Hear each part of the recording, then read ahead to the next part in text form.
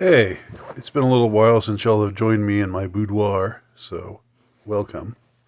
I wanted to talk about a movie that I saw recently called The Substance.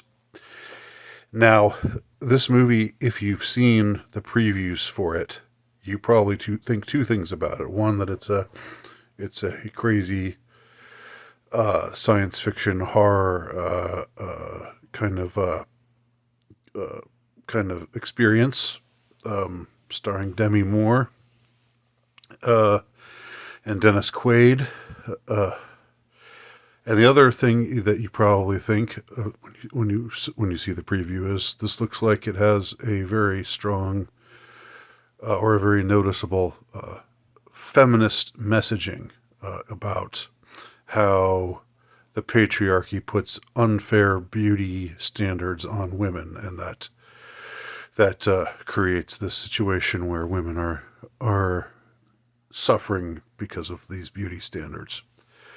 Um, on the first point, you'd be right. On the second point, you'd be wrong. This is actually not a feminist movie, in spite of the way that they made the preview look. And I think that's interesting because it's essentially a bait and switch. They've tricked you into thinking this is going to be a different kind of movie, uh, and what they haven't told you is that this is a bloody and disgusting movie. That's I mean, it's up there. It's among the grossest movies I think I've ever seen. Now, I haven't. I don't generally tend to go for movies that are gore fests. So it's probable that there are worse ones out there or grosser ones out there. But this is probably the grossest one that I have seen, and I don't think you see any of that in the preview. Now, I'm not going to give too much away here, but there might be what could be considered soft spoilers, just about the overall arc, if you will, of the story. Now, I think what what I find to be most interesting about this movie is the fact that, again, with even though it has the trappings of seeming like it's about feminism and about beauty standards and blaming the patriarchy for that, for all of that stuff, even though that appears to be the case, that's really sort of a facade. Um,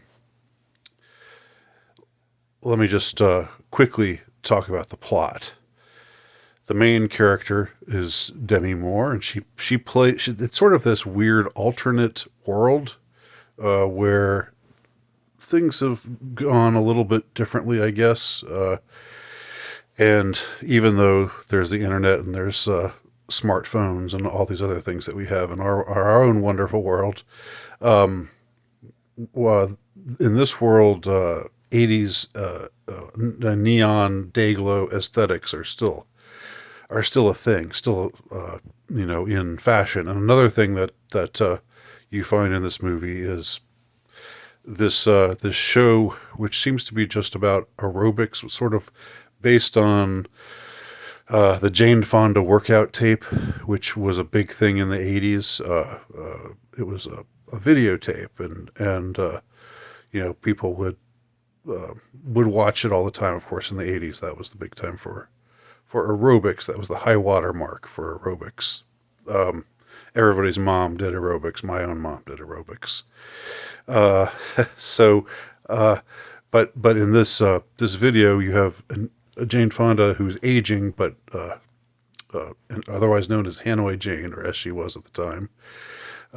She was aging, but still looked great, and was doing uh, these exercises where, and the thing is, you would watch and you would follow along and do what they do. You pop in that videotape and do what she and the other good looking people behind her in the studio, the aerobic studio, are doing, and then you'll get the same body that Jane's got. So in this world, this aerobics show is like something that they do regularly on television, and The host is Demi Moore, and she's just turned 50. Now, the real Demi Moore, I think, is closer to 60. But she she looks, she looks good for her age. With although obviously there's been some plastic surgery and interventions. Uh, but in any case, she's she's a big famous celebrity. It would seem. But now that she's hit 50, now that she's getting older, even though she still looks great, the the boss has decided it's time for her to go. And the boss is played by Dennis Quaid, and just sort of this, just overly, just exaggerated, grotesque, disgusting, person. And yeah, again, this is one of those moments where you think it's going to be, you think the movie's going to take a turn in a way that it doesn't. This guy's like, I guess, a network executive. No hint of ethnicity surrounding this guy, if you know what I'm saying. There's the usual kind of whitewash as far as the portrayal of media figures. We're given to understand that they're all like white men of, I don't know, whatever Dennis Quaid, Swedish background, or whatever Dennis Quaid is, English background, right? Like there's no other ethnicity that predominates. And later on, we see that the investors are all older white men who again seem to be not of any pervasive ethnic ideology that one would think one would see if this were the true entertainment industry that were being shown. So there are certain things about the movie that do whitewash certain realities, and also seem to set up the white guy to be somebody who looks bad, or who looks like the villain.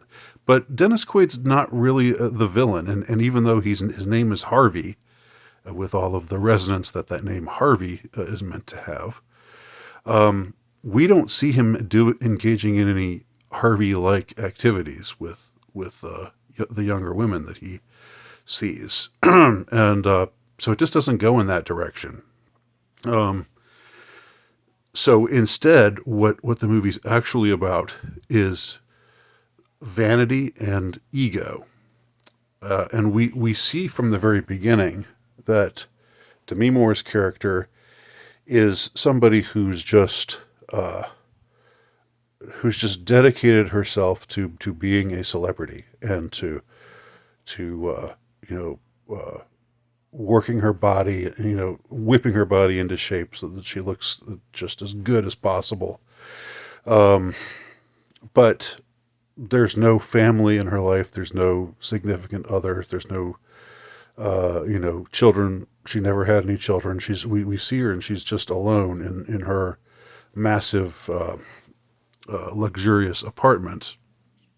And you would think that somebody like her, even though she's getting sacked from this high profile job, still she obviously has wealth, she has clout, she has beauty. You'd think that she would find some place to land and be okay.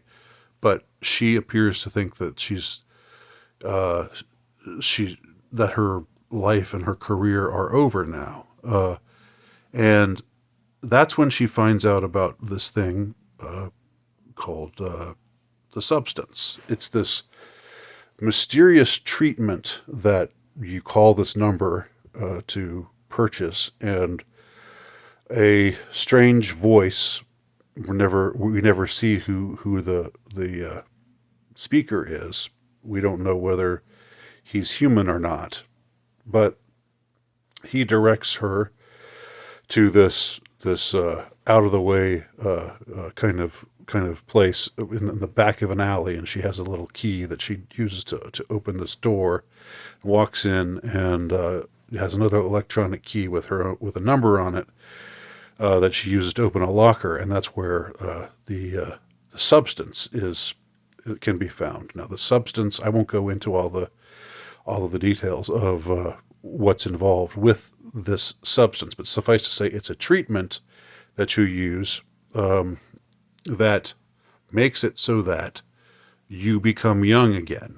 But there is a catch to it. The way that it works is after you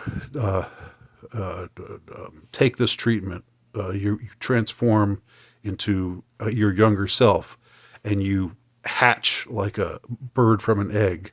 You hatch from your own body as your younger self, but your older self is still there, and you have to get vital things from. I'm not even sure how it works, but you have a syringe with which you take out your own spinal fluid or something, and you shoot that into your own veins when you're your younger self, and you can be your younger self. You are your younger self for 7 days. But the thing is, you have to alternate back and forth. You have to, after 7 days, you have to go back to being your older self for 7 days.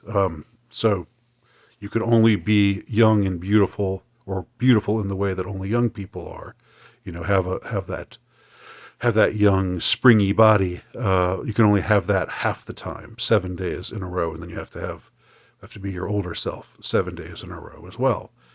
The voice instructs her never to use the treatment, to follow all of the all of the directives, and to use it properly, and to remember that she and her other self, her older self and her younger self, are really one. Now, what's interesting, I think, about the movie is that usually when you have the introduction of some strange technology like this, or some strange magic like this, usually there's something automatically corrupting about the technology itself. That once you start using it, it dominates your destiny forever, like Yoda would say. But the thing is, if she had been able to use this substance, and if she had used it properly, if she had just used it for 7 days and then gone back into her own older body for 7 days and followed the protocol, she would have been fine. But once she turns young, and of course she auditions for the job that she was fired from and gets it, and they don't even care that she has to miss a week, that she has to alternate a week because her own, she's so beautiful, and she's just perfect for the job because of how she looks, and she gets attached to being younger. And again, this is a person who has just opted to follow her ego and her vanity. She rejects the pull of family all the way. She has, we even meet a man over the course of the movie who was an old classmate of hers from high school, and he tells her, even though they're both the same age, he tells her, "You're just as beautiful as ever," and he means it. Now, this guy's not that impressive. He's kind of a simp. He's kind of nerdy. He's not that appealing to her. She thinks of him as being beneath her. But what we do see is that alternative is out there for her, but she doesn't want to go down that route. She wants to just keep on being the person that she's chosen to be, who's worshipped and adored for looking great. So that leads her to ruin, because she ends up abusing. Okay, and this is a soft one of the soft spoilers that I was talking about. She uses the treatment eventually in a way that is against the directives, against the protocol. And when that happens, there is some damage left behind. And at first, it's not bad. At first, it's only a minor thing. It's unsightly. It's ugly, but it's only a minor thing. But the thing is, when she's her younger self, she resents the existence of her older self at all. She doesn't want to even think that it exists. She puts it stores it in a back room. And when she's her older self again, she resents her younger self, and doesn't think, wait a minute, she's me, we're one, right? Just like the voice said. She doesn't think about it that way. So automatically, or almost automatically, she is driven to to want more, and to violate the directives, violate the protocol, so she can stay for a little bit longer than 7 days, and that ends up taking its toll on her older body. And when there's this toll taken on her older body, then that makes her older self resent her younger self, and it all kind of spirals downward from there to a a wild and crazy and truly disgusting ending that I will not give away. But suffice to say, I would not see this movie if you are if if grotesquerie, if seeing a human being transformed into something awful and disgusting